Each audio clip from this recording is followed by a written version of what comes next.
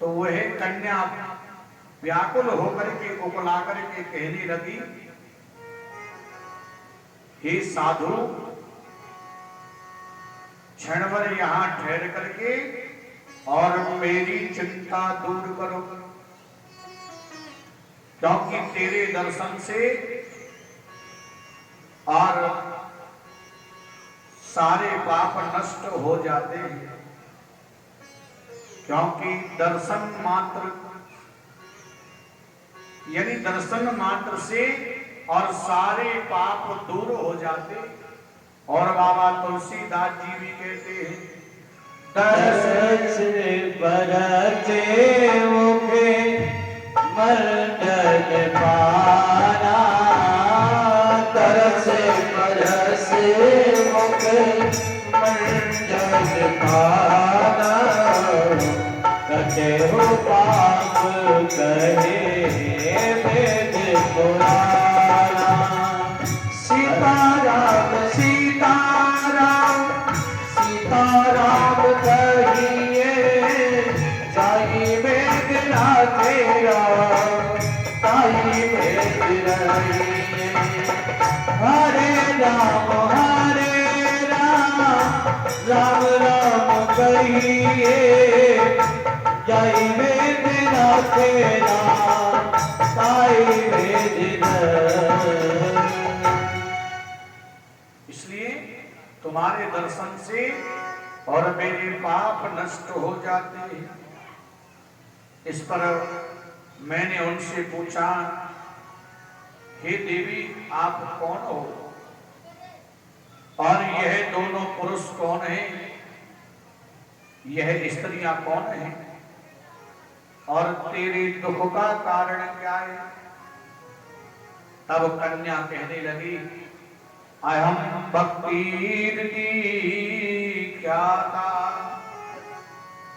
एवो मतनयो मृतो। कन्या ने कहा, उस जवान तरुणी ने कहा कि मेरा नाम भक्ति है, अहम भक्ति दीक्षा, और ये मेरे यानी दोनों पुत्र ज्ञान और वैराग्य है।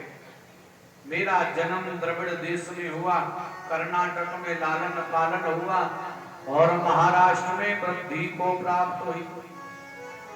पुत्रों को लेकर के जब यात्रा करने के लिए मैं निकली, तब गुजरात के लोगों ने, पाखंडियों ने मुझे बड़ा कष्ट दिया, मेरे अंगों को छिन्न भिन्न करने का विचार किया।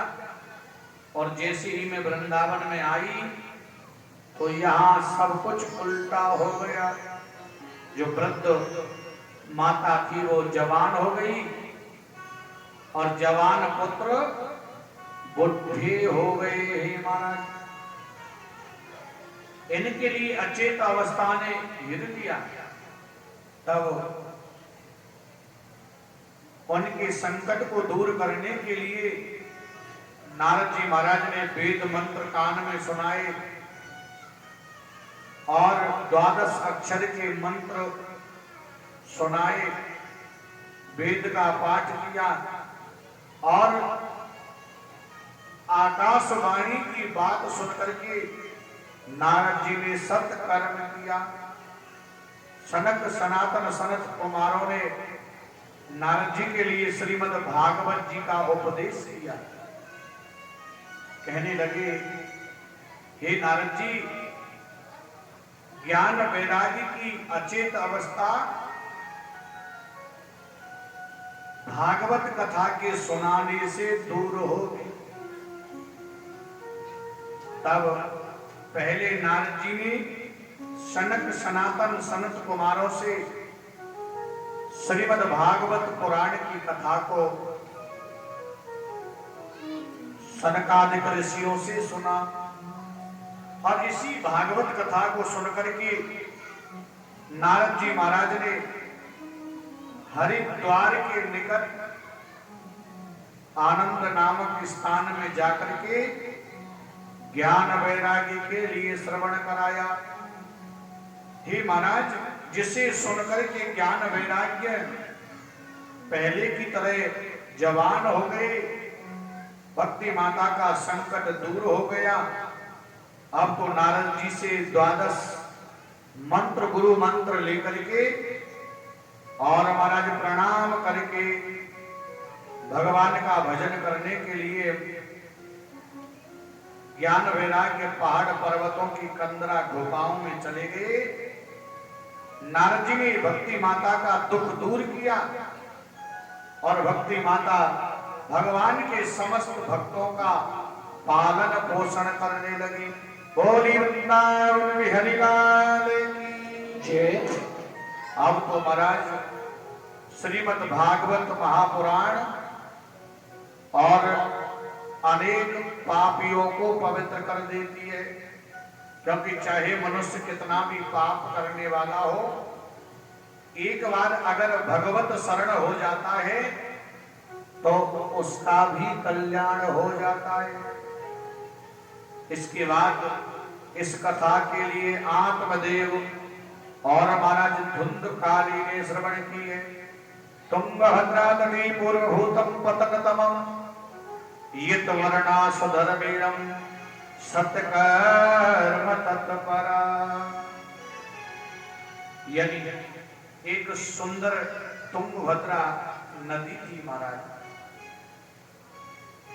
और उस नदी के किनारे एक नगर बसा हुआ, जिसमें अनेक वर्णों के मनुष्य अपने अपने धर्म का पालन करते हुए निवास करते थे। उसी नगर में वेदों में विशारद एक आत्मदेव नाम के ब्राह्मण भी रहते थे। अब आत्मदेव ब्राह्मण तो बड़े धर्मात्मा थे और उसकी पत्नी का नाम धुंधली था महाराज। जो स्त्री अधिक स्वभाव से क्रूर होती है, बाचाल यानी ज्यादा बोलने वाली होती है, कृपण कलह करने वाली होती है, झगड़ा करने वाली होती है, उल्टे विचार करने वाली होती है, झूठ पाखंड से भरी रहती है, ऐसी स्त्री को धुंधली कहा जाता है। एक बार आत्मदेव ब्राह्मण नदी के किनारे गए और नदी के सरोवर के किनारे जाकर अपने प्राणों को समाप्त करना चाहते थे। तभी भगवान ने सन्यासी का वेश बना करके और आत्मदेव ब्राह्मण से दुख का कारण पूछा। किम प्रमेव से दुखम पूर्व पापेन संचिता। हे ब्राह्मण देवता, तुम क्यों रो रहे हो? तुम्हारे रोने का कारण क्या है, ये मैं जानना चाहता हूं। आत्मदेव ब्राह्मण बोले, महाराज, मैं अपने सिंचित पापों के फल रूपी दुख के विषय में क्या कहूं, क्योंकि जब मैं अपने पितरों को जल तर्पण करता हूं, मेरे द्वारा दिए हुए जल को शोक संतप्त होकर के और मेरे पितृ जल को ग्रहण करते हैं। एक बार मेरे पितृ भी सोचते हैं कि इसके बाद हमें जल देने वाला इसके वंश में कोई भी नहीं है। मुझ संतानहीन पुरुष ग्रह और वंश को धिक्कार है। और हे महाराज, जिस गाय के लिए मैं पालता हूं, वो गाय भी विंध्या हो जाती है। उसके गर्भ से ना बछड़ी जन्म लेती है और ना बछड़ा जन्म लेता है। वो गाय भी विंध्या हो जाती है। और जिस वृक्ष के लिए मैं अपने हाथ से लगाता हूं, वो वृक्ष भी फलहीन हो जाता है। उस वृक्ष में कभी फल नहीं आता। जिस तुलसी के पौधे के लिए अपने हाथ से लगाता हूं और उसमें रोज जल सींचता हूं, फिर भी वह सूख जाता है, ऐसे जीवन से क्या लाभ है, ऐसा कहकर के और वह ब्राह्मण रोने लग गया। भगवान सन्यासी कहने लगे, अरे भैया, कर्म की गति बड़ी बलवान, तू अज्ञान सांसारिक विषय वासनाओं को त्याग दे और अपने मन को भगवान के वैराग्य में लगा दे। बोले महाराज, मेरे मस्तक पर निपुत्र होने का कलंक लगा है, वह तो दूर होना चाहिए। यानी मेरे यहाँ एक बार तो पुत्र जरूर होना चाहिए। सन्यासी भगवान बोले, भैया तेरे संतान नहीं हुई, ये तुझ पर भगवान की बड़ी कृपा है। अगर मान ले तेरे यहां संतान का जन्म हो जाता, अगर घर में संतान हो जाए और संतान हो करके अगर नालायक निकल जाए, तो फिर पिता के लिए सारे जीवन रोना पड़ता है। अरे तू तो भैया सुखी है, क्योंकि तेरे यहां कोई रोने वाला नहीं। और अगर भगवान में यानी पुत्र में इतनी ममता है, तो तू भगवान को ही पुत्र मान ले, भगवान से ही प्रेम कर ले। ब्राह्मण बोला, महाराज मैं ज्ञान सुनने नहीं आया, उपदेश सुनने से क्या होगा, मुझे मुक्ति नहीं चाहिए, मुझे तो पुत्र चाहिए, पुत्र। अगर पुत्र होने का वरदान नहीं दोगे तो मैं तुम्हारे सामने प्राण गवा दूंगा। भगवान ने झोली में हाथ दिया, क्योंकि तो भगवान तो बड़े दयालु होते। ले भैया, ये फल संतान दाता है, तेरी पत्नी को देना, तेरे घर संतान का जन्म होगा। आत्मदेव ब्राह्मण फल लेकर के आ गए। भगवान अंदर ध्यान हो गए, आवाज लगाने लगे, अरे धुंधली तनिक दौड़ के आओ। धुंधली दौड़ करके आई, कहा लो ये मैं फल लाया हूं, इसको आप ग्रहण कर लो। धुंधली ने कहा, अभी मैं ना नहाई ना धोई और ना मैंने पूजा पाठ किया, इसको तुम रख दो, मैं बाद में ग्रहण कर लूंगी। ब्राह्मण देवता चले गए। आओ,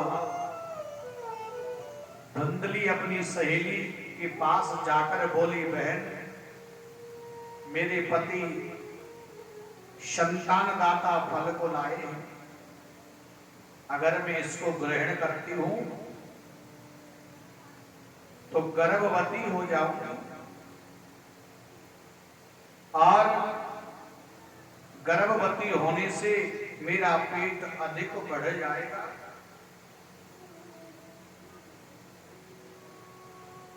और मैं ठीक प्रकार से भोजन भी नहीं कर सकती। और जो गर्भवती स्त्री होती है उससे तो रास्ते में चला भी नहीं जाता है।